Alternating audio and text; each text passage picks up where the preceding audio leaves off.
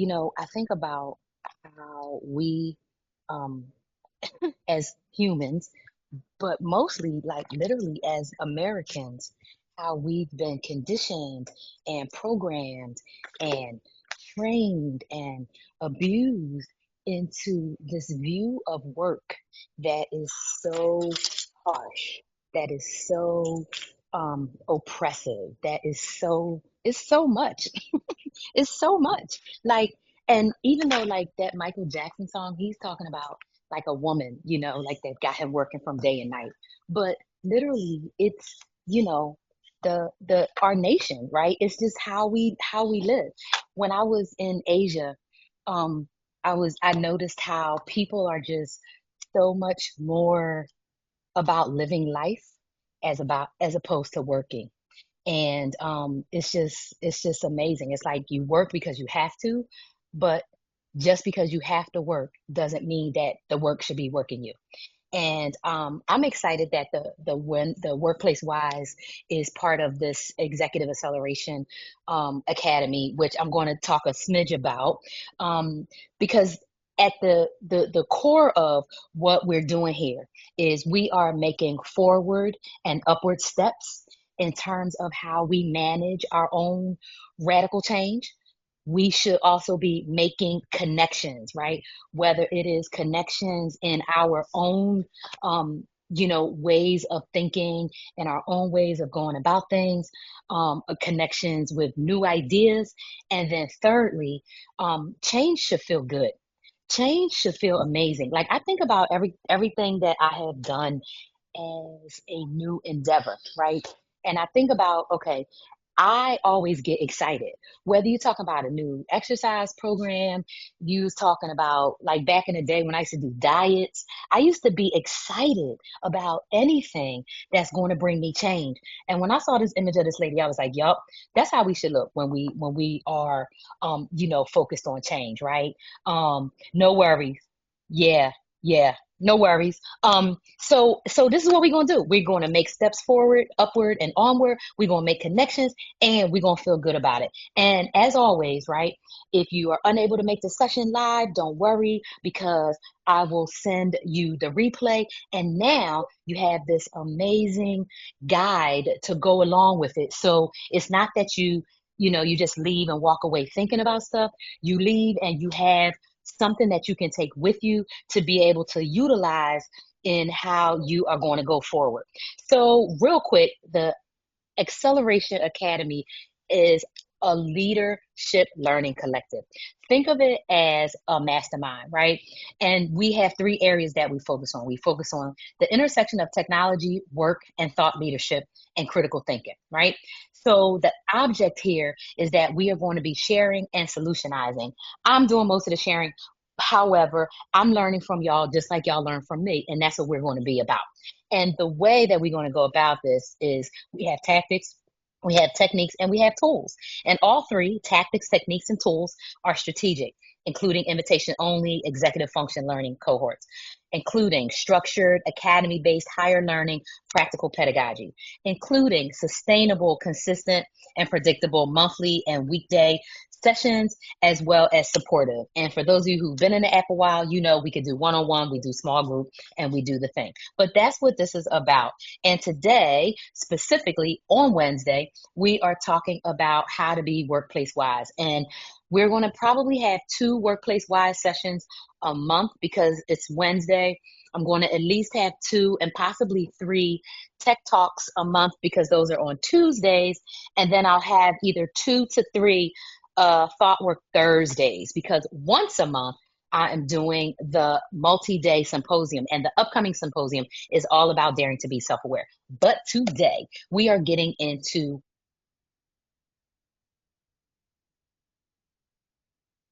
it, talk about how it's really going. How it's really going. I think a lot about how after in 2020, after George Floyd, how all of the companies, big companies, made more money than they ever had made ever, right? And they made it seem like, oh, everything is so terrible because things are shut down. But what they did, while we had all the shutdown and everything going, was to get people, stuck in their houses so that all they can do is stay on social media and shop and buy things. And that has had an impact on people as well. But I want to talk about like how is it really going, right? How is work really going? And what I did and what I'm going to be doing in all of these forums is pulling together some relevant statistics so that we can then deep dive on them and take it to another level. So you will see fill-ins and you will see different ways to be able to connect with the topic so that we can take it to the next level. So we're going to first talk about how's it really going at work? How's it really going? How is it really going? Well, first and foremost, 79% of employees report work related stress. 79. That means every 4 out of 5 people. So if you had a workplace with only 10 people, 8 of the people is stressed out. 8 out of 10 people are stressed out about their job. That is ridiculous. And these studies that I got, a lot of them are from things like the American um, Medical Association and all these, the American Psychological Association, and all of these places that are supposed to be looking at, American workers and the health of Americans and trying to do something about it. All they do is continue to talk about these studies, to talk about the statistics, and do nothing. And do nothing. So 79% of employees report work related stress. Next big number. Ready for this one? 37% say they feel stressed at work, often, right? So that's another percentage. 37%. 30%. That's more than 1 out of 3 people, right? So you got workplaces that people are stressed out and they are amazingly stressed out. Now, this next one, working more than, ready for this one? 55 hours, which is way too many because a job in America, it should be 40 hours. In other countries, it's 35. Some countries, it's 30. Some countries, it's 32. In America, it's 40 hours. But many, many, many of us are working 50, 60, 70 hours. I remember when I worked in corporate America, it was weeks I tapped 70 hours. I mean, it was weeks I tapped 60 hours. It was most weeks I did 52, 53 hours, easy did 5 10s, easily did 50 hours every week, easily in every role that I've had, easily. Okay, so working more than 55 hours a week is associated with, ready for this one, a 35% higher risk of stroke. That means you have a third of a chance of getting a stroke, third of a chance of getting a stroke, higher risk of stroke, and a 17% higher risk of, ready for this one, dying from heart disease. Dying from heart disease. So, working more than 55 hours per week is associated with a 35% higher risk of stroke and a 17% higher risk of dying from heart disease. Not of getting heart disease, but of dying from it. And this is one of the reasons that this conversation is so important. Next statistic, 60% of knowledge workers, people that use a computer, feel overwhelmed by the constant barrage of notifications and digital interruptions.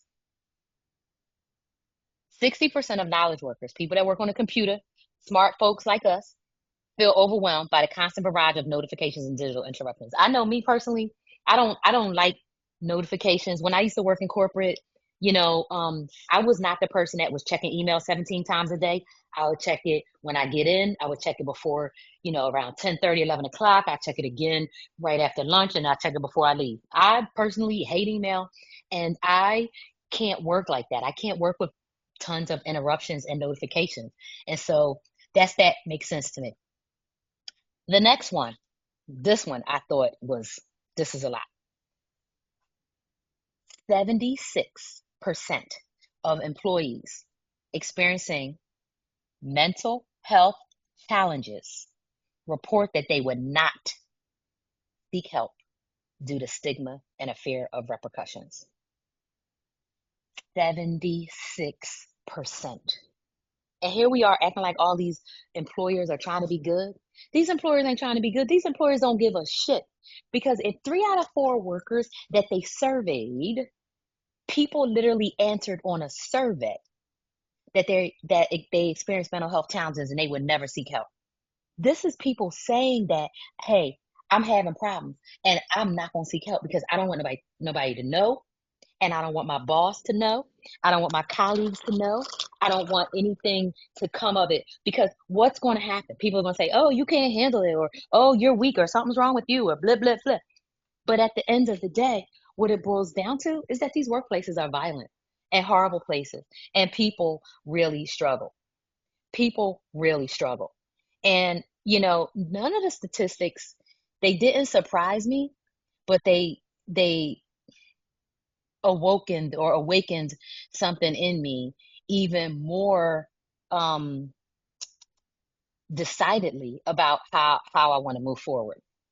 So the first question for today is, what is your reaction to the statistics?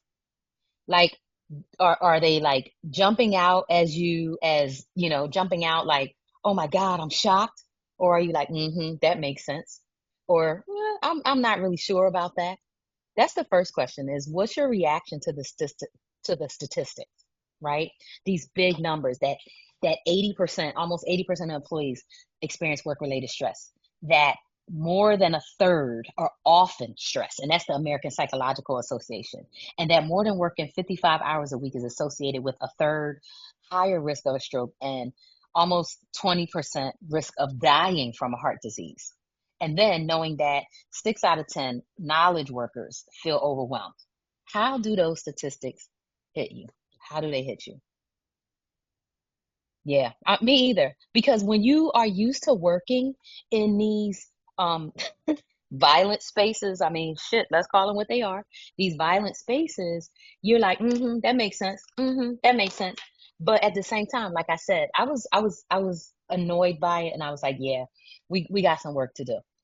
So the way that we start the work, is we ask the question, what's our stress level now? What's our stress level? So if we've been in a position and in a company and in a role for a long time, whether that's, 90 days, 9 years, or 10 years, right?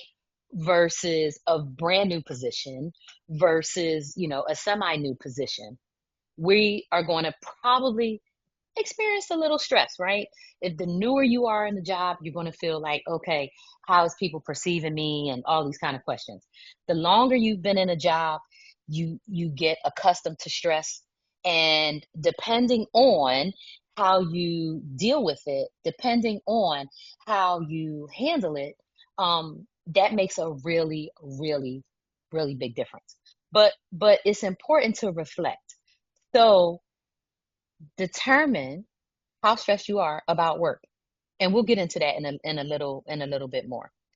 And once you start thinking about stress, right, it's so important to not just like focus on, okay, what are the problems, and how bad is everything, but to really dig into what are the stress reducing and mindful practice that you currently have, right, in general. Because a lot of us, we might have, like little things that we do, techniques that we do to help us manage various situations, right?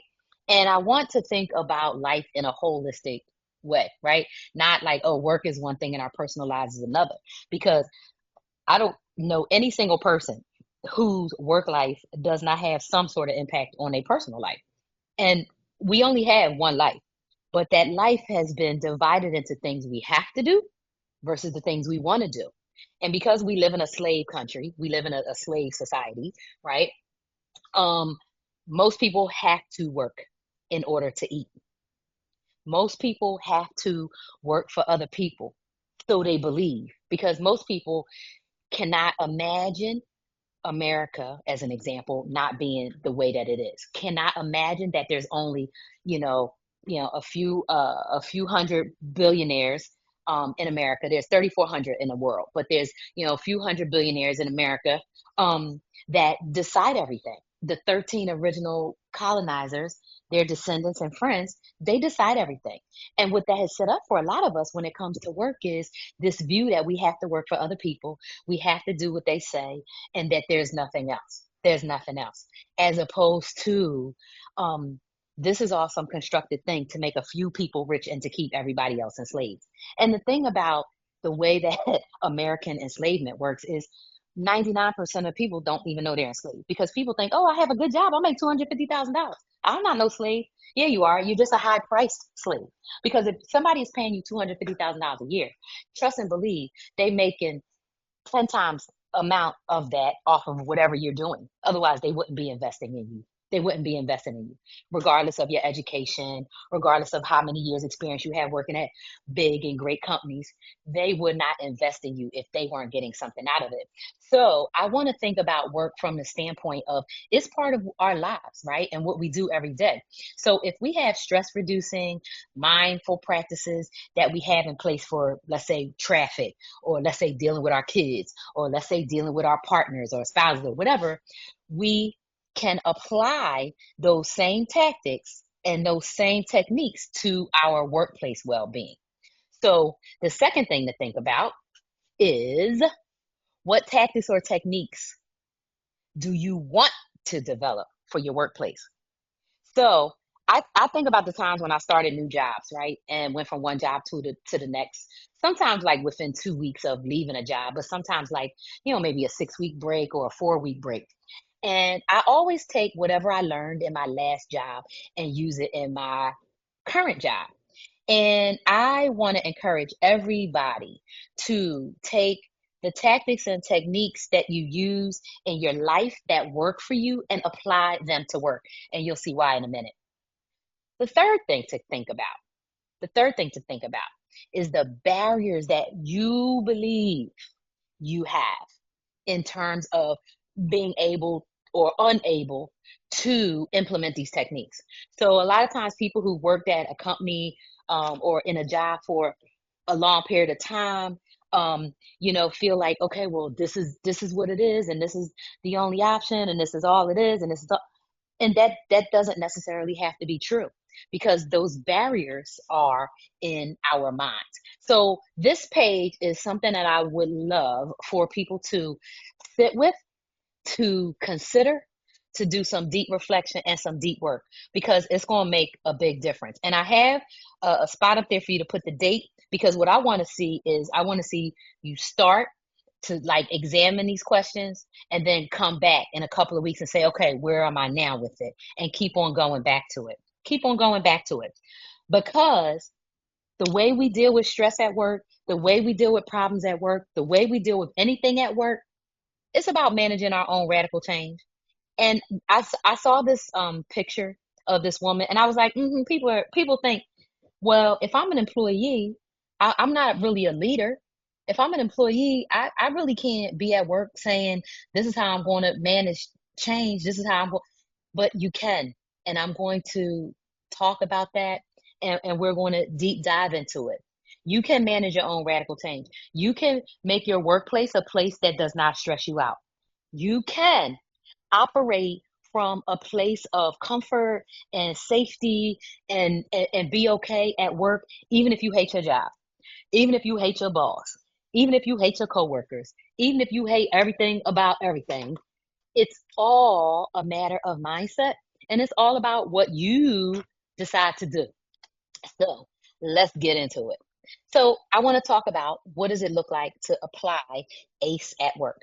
And for those of you who've been with me for a while, hopefully you remember that ACE stands for authenticity, curiosity, and empathy. And what I want to say is that authenticity, curiosity, and empathy, they require a lot of mindfulness at the job. They require a lot of mindfulness because the job is not the place that cares about your well-being. I mean, even when I worked at a big giant sports company, um, they had all the sports equipment and you could wear workout clothes to work. And in fact, it was encouraged to wear all the branded items. And that company didn't care about people. one bit, just like anybody else. And I remember it was a lady, she was like a senior director there.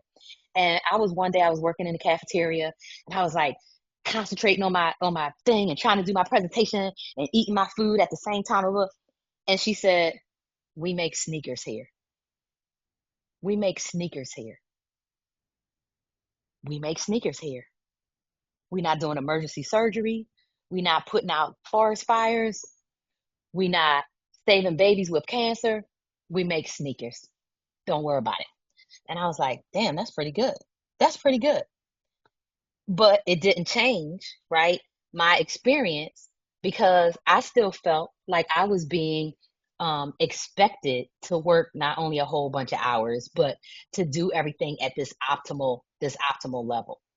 And when I think about my ability to apply authenticity, curiosity, and empathy, nobody was trying to hear it. Nobody was trying to hear it. And they damn sure wasn't trying to hear it at this giant company. They don't care about that. And I know that a lot of people would agree with the fact that it's scary to try to be authentic because it's usually not appreciated and it's definitely not awarded. It's definitely not. And so by no means am I saying that this is easy, but what I'm saying is that it's doable. It's doable. So the first question, right, when it comes to authenticity and curiosity and empathy at work is, what do you hold back most often? Which thing is it that you're holding back most often? Are you holding back your authentic self because you neurospicy and ADD like me and you don't want nobody to know? So you try to just fit in and be, I say normal. That probably sounds weird, but you try to be what is what people would see as normal or acceptable, right? If that's your story, like I get it, right? Holding back who you are because you don't want to be judged in a way that's going to have a negative impact on not only your well-being at work, but how your boss and other people who have an impact on your financial situation at work, how they might feel, right? So if I use myself as an example, I am a candid, tell it like it is person. I don't do what you call passive aggressive. I don't do sarcasm. I don't do any of those like I don't know. I call them like mind game type of.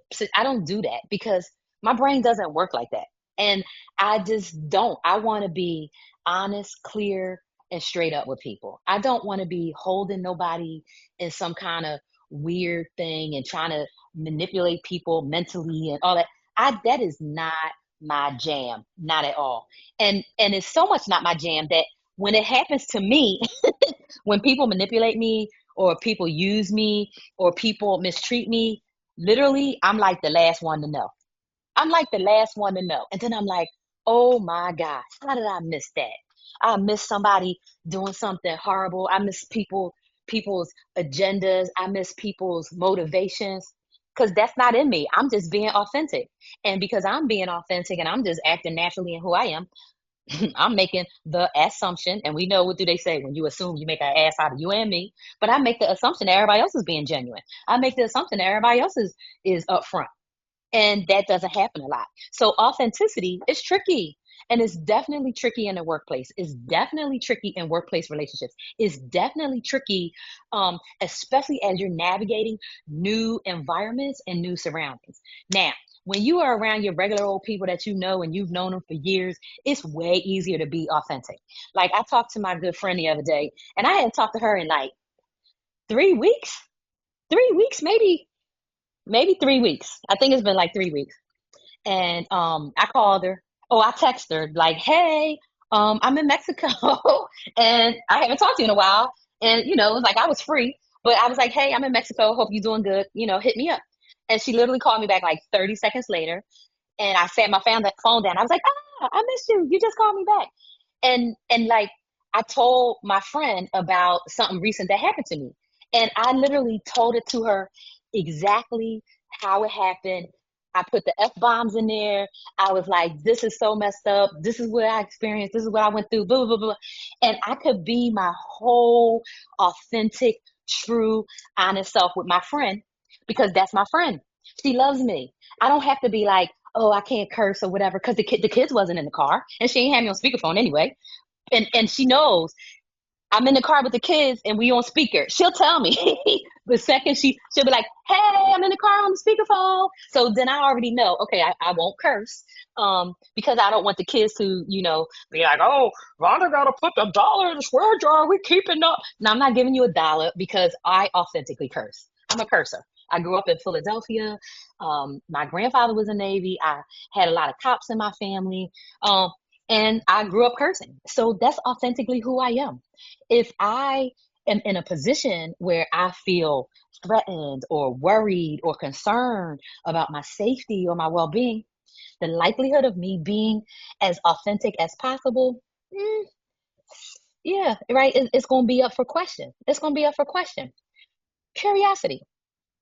I tell people a lot of times when I was a kid, I was heavily scrutinized, heavily criticized, and heavily corrected. Scrutinized, criticized, and corrected. And because I was scrutinized, criticized, and corrected, I was always like saying like, well, what? And like trying to understand, well, what is it that you're complaining about? Why are you mad at me about this? And da, da, da, da, da. So my curiosity, that part of it, of course, was natural, but the other part of it was in response, right, to how I had been treated. And for me, curiosity is such a big part of who we are as human beings. And if you get into a situation, a relationship, or whatever, and you're not allowed to be curious, that is definitely going to hamper who you are. It is definitely going to hamper your ability not only to develop, but it's going to hamper how you engage in relationships. If people don't let you be curious, if people get mad because you asking questions, if people have been constantly scrutinizing you and criticizing you, they're not gonna ask you nothing, because they know, okay, well, this person, if I ask a question, they're gonna criticize me about that, they're gonna complain about that, they're gonna correct me about that, they're gonna do this and they're gonna do that, because we respond, right, out of those patterns. So if somebody is used to being criticized all the time, they're not gonna be curious. I remember as a kid people saying, "What are you looking at?" "What do you mean? I'm just looking. I'm not doing anything. I'm just looking. What do you want me to stand here with my eyes closed?" Like, or everything I would do would need some sort of correction, would need more, would need something else. And it was a very it was frustrating. And that happens to a lot of people at work. And a lot of people don't let their curiosity break free at work because of the fear of criticism. And then empathy. Empathy, is one of those things where, number one, most people don't understand it. Number two, most people have not had it modeled for them. Number three, most people, because they haven't had it modeled for them, are unable to practice it in any real way.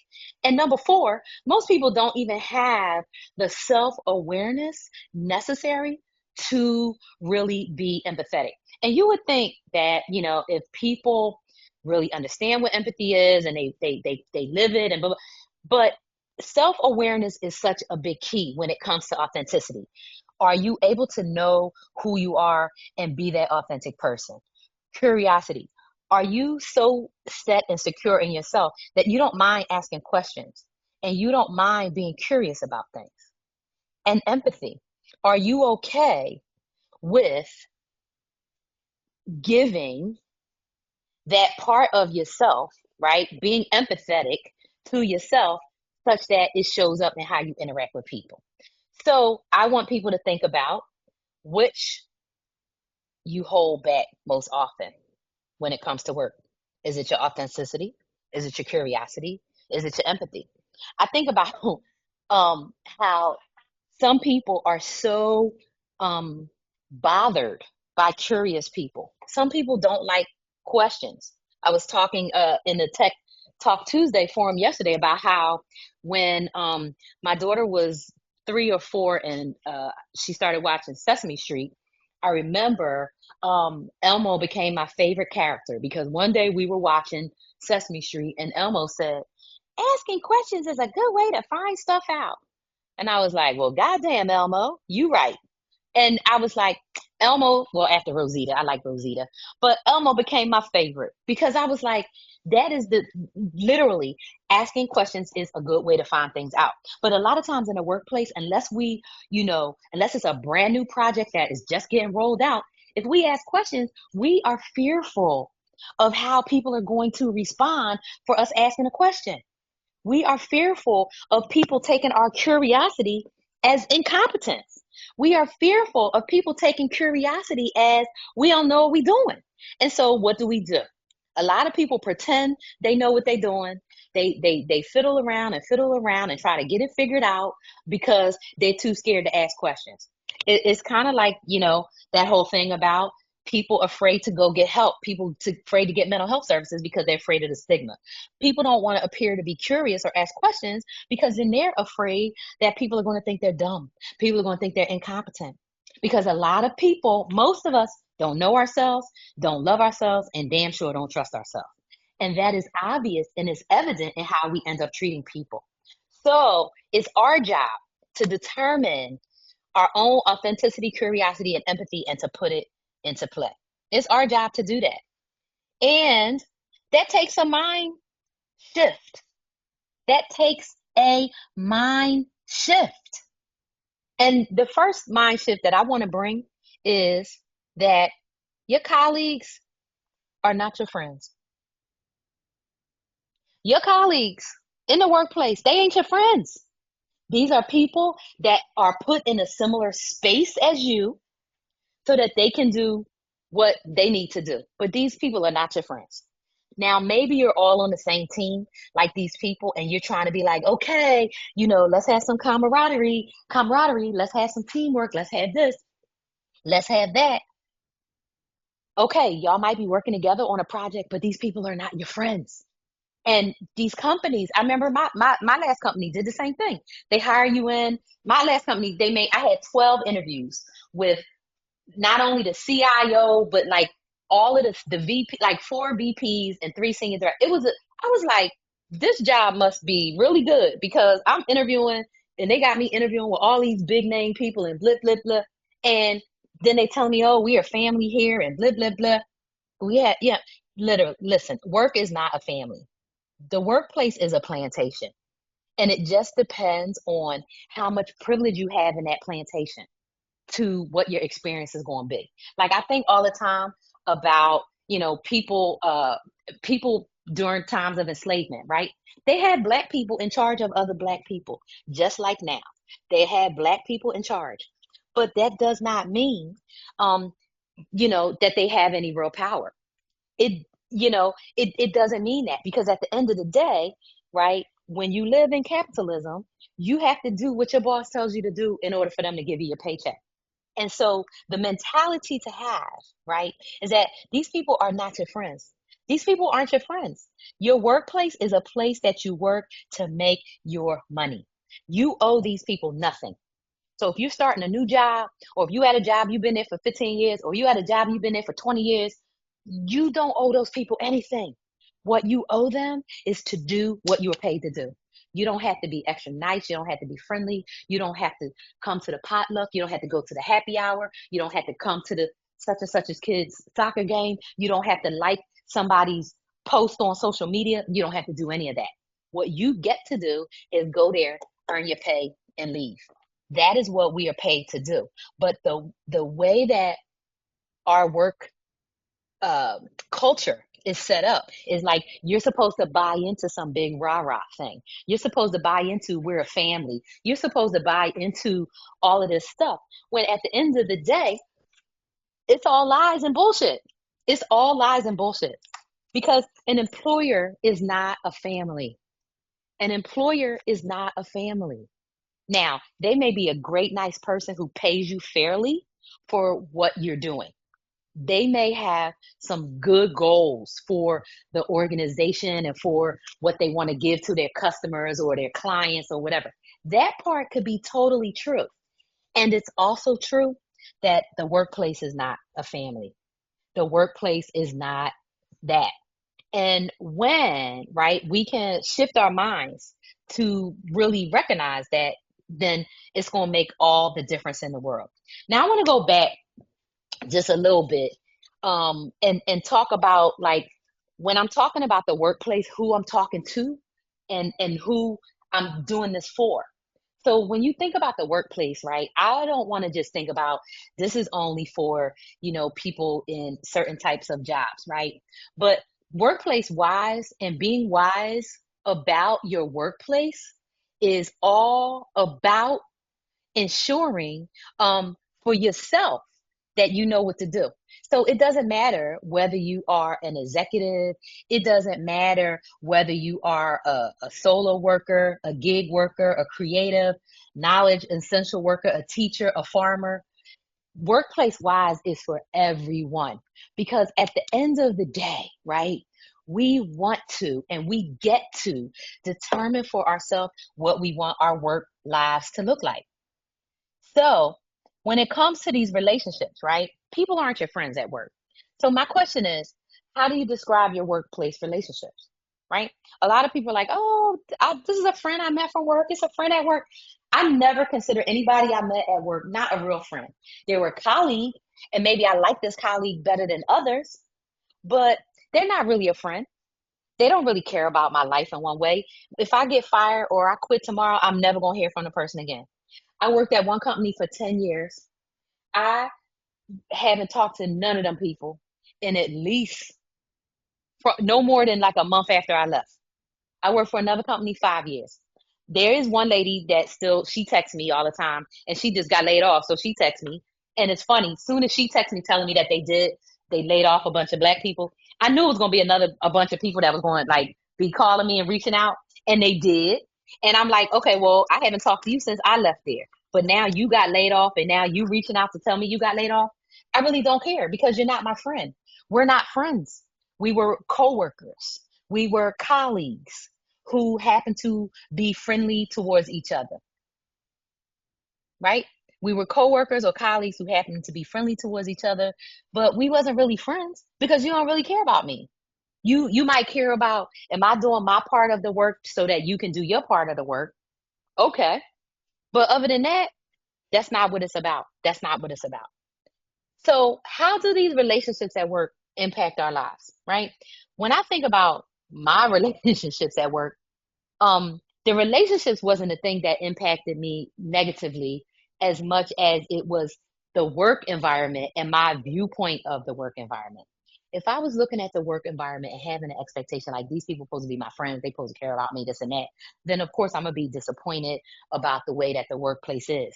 But if I go to work every day knowing I'm only going here to get my check, and this check that I'm going to get is going to pay my mortgage, it's going to pay my car insurance, it's going to pay my electric, gas, water, trash, sewer, blah blah blah blah blah, pay for dental school for my daughter and all that. If I'm going with the mindset of I'm only going to work to make this cash, I don't care about what them people are saying about me. I don't care if those people like me. I don't care. It doesn't matter. It doesn't matter one bit if I'm going to work just to work. But if I'm going to work because I'm looking for relationships because I hate my home life, if I'm going to work because, me and my partner, or me and my kids, or me and whoever don't get along and it's stressing me out, so then I'm going to be transferring what I'm looking for in a relationship to the workplace. And so it sets up this thing of I'm expecting these people at work to do something for me, to give me some sort of reward, whether that reward is um a dopamine, whether that's some sort of um other feel good type of hormone. That's what I'm doing. And so what I want us to recognize and realize is that these people at work are not our friends. So if we are expecting something from people at work, we're going to be disappointed every fucking time. Every time. We're going to be disappointed because, first and foremost, everybody that we encounter, they are us pushed out. Period. Period. And so what happens a lot of times is because we don't have that context, right? Or because that context isn't paramount in how we are thinking about doing anything, we think that these relationships are supposed to be friendly and whatever, whatever. But collegial relationships are not for that. It's to get the work done and move on. And that is a big mindset shift, especially if you have an employer telling you we one big happy family. Oh, we a family here, but they only saying that because they want you to sacrifice your own family. If you ever go to a job and they tell you we're a family here, rah, rah, they're saying that because they expect you to sacrifice your personal time. They expect you to sacrifice your life. They expect you to sacrifice your family, your blood family, your home family, your people that you've known for years, for some brand new people that you just met because they're giving you a check. That is a shift. Determine how these relationships impact your life. Determine how these relationships impact your life. Now, the thing I'm going to recommend to every person who works for somebody else or for themselves, because I do it myself, is journaling. I'm going to recommend that people journal because it is something that is going to help us stay connected to who we are. And if we're specifically journaling and writing about, oh, I went to work today and this thing happened and blah, blah, blah, and this is how it impacted me or this is how I felt, that is going to support our goals and our aspirations for our own well-being at work. So I'm always going to recommend that people journal. And I'm going to recommend that people journal not only like, okay, this happened to me at work today, this is how I felt, blah, blah, blah, but really start this process from the understanding of how do you describe this workplace, these workplaces and the relationships there and any impact on your personal life. So what I've been doing is forward, focusing forward.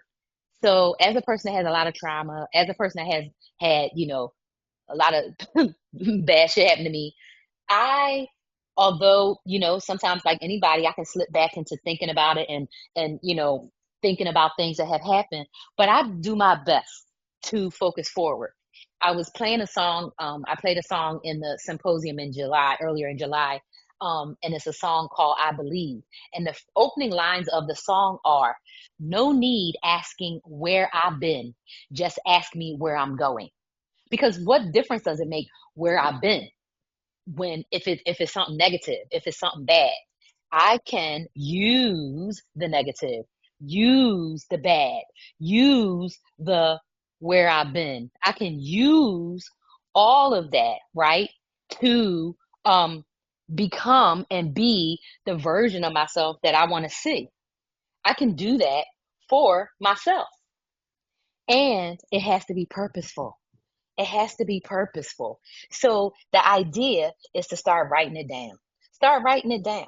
Start writing it down. And the idea is you want to prioritize your well being, not only at work, but everywhere. Prioritize your well being. And most of us, because of the relationships and the experiences that we've had with our employers, we don't prioritize ourselves over work. We don't.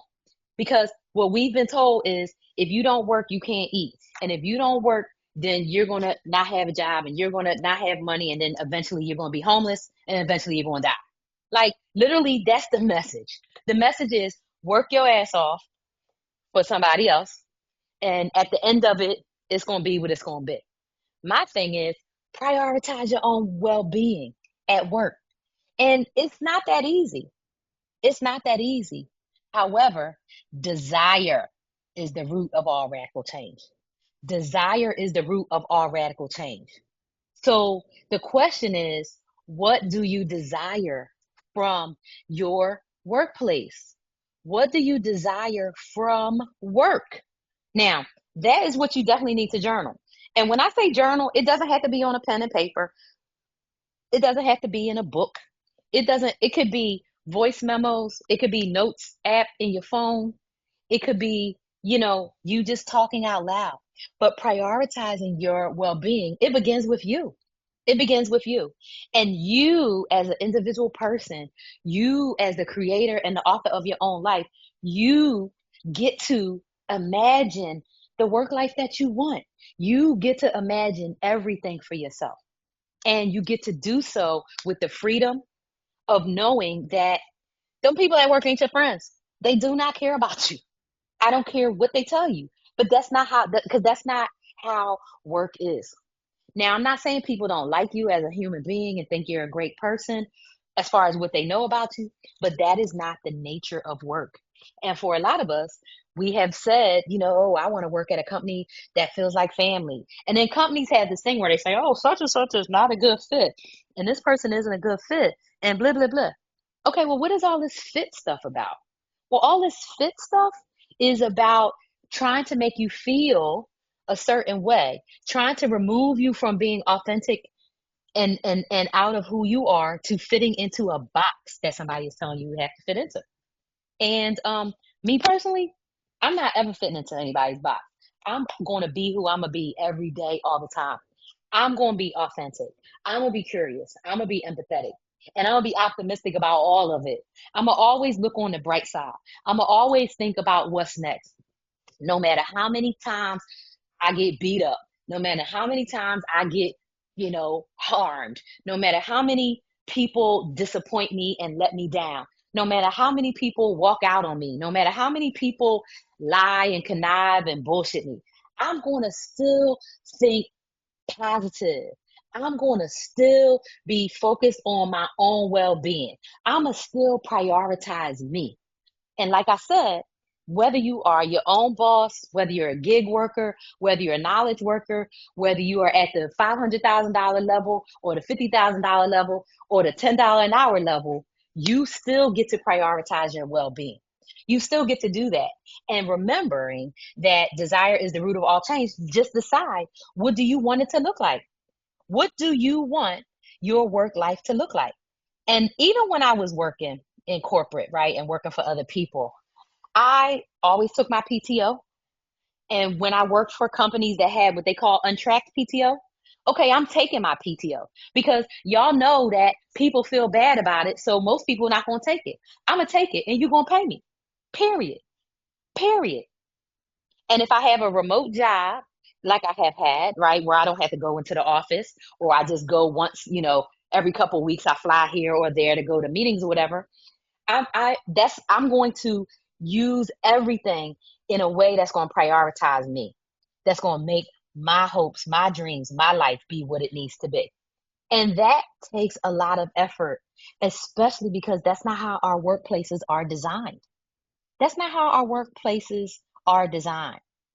So the question is, what do you want to change about work? What do you want to change about work? And whatever it is that you want to change, let's get it going. You can do it. Because if you desire that change and then you put the energy and effort behind the desire, see, one of the things where people get messed up and people get tricked up is people get desire, don't understand that the desire and action go together. So people might have like an idea like, oh yeah, I want to be successful. Yeah, I want to have this position, or yeah, I want to make this amount of money, or yeah, I want to do this, that, or the other, right? People might have that little idea in their mind. However, they're not willing to put the action behind it. Me personally, I'm trying to put action behind everything I do. I put what I say, I mean. If I say something, I mean it, and I'm going to do it. If I'm determined to do something, it's going to happen, and I'm not going to let anybody stand in my way. And the thing I'm not going to do, or the thing I am going to do, is I'm going to prioritize my own well being over everything. Over everything. I was saying to my daughter last night in a text message, I was like, hey, I really love you. I'm really proud of you. And I said, you are my favorite person after me. After me, because I'm my favorite person. Cat Williams, the comedian, famously said, you got to be your own number one star player. Your own number one star player, your own number one fan. And I'm my own number one fan. And by being my own number one fan, it allows me to prioritize my well being, not just at work, but everywhere. The last point that I want to bring out for today is that we look at work life and personal life, or we say personal life and professional life, like those are two different things.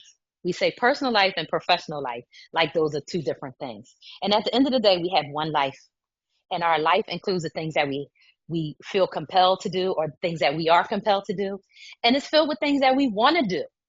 And most people would not work for the employer that they work for. Most people wouldn't, not if they had a choice. If people wasn't worried about starving and living on the street, and in a state like where I live, you cannot live on the street. You cannot be homeless unless you are in a really, really good neighborhood where people are not going to call the cops on you and get you arrested. Um, your life at home and work is one life. It's one life, and it may be divided among priorities, but you get to prioritize you. And it's so funny talking about this now. And I'm like, yeah, this is one of the reasons I got kicked off TikTok. Every conversation I had, whether I was talking about Black women prioritizing our well-being or people prioritizing their well-being versus, the capitalists, like when I was talking about finding out that Trader Joe's is like, super into getting rid of the labor laws. Again, we have to prioritize ourselves.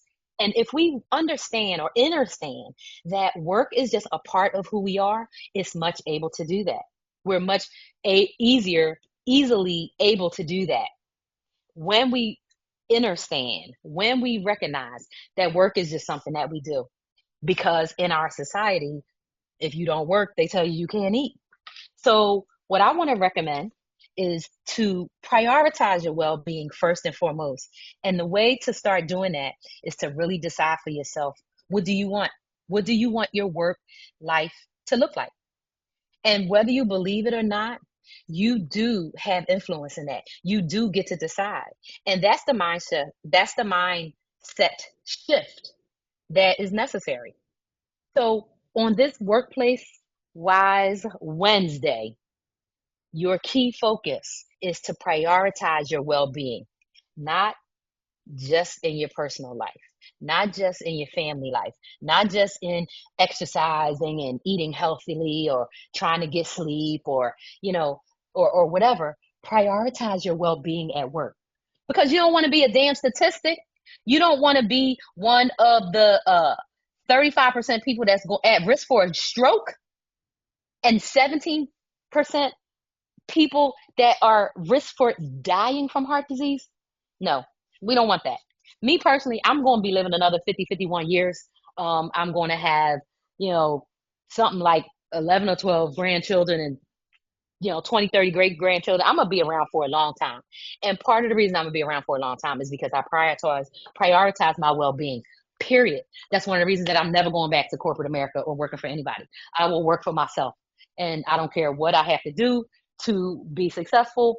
Trust and believe I'm going to be successful because it's nothing more important to me than me. And that's what I want to encourage for every one of us. Prioritize your well-being not only at work, but everywhere. And if you need some support, when you need some help, all you got to do is reach out to me in the app.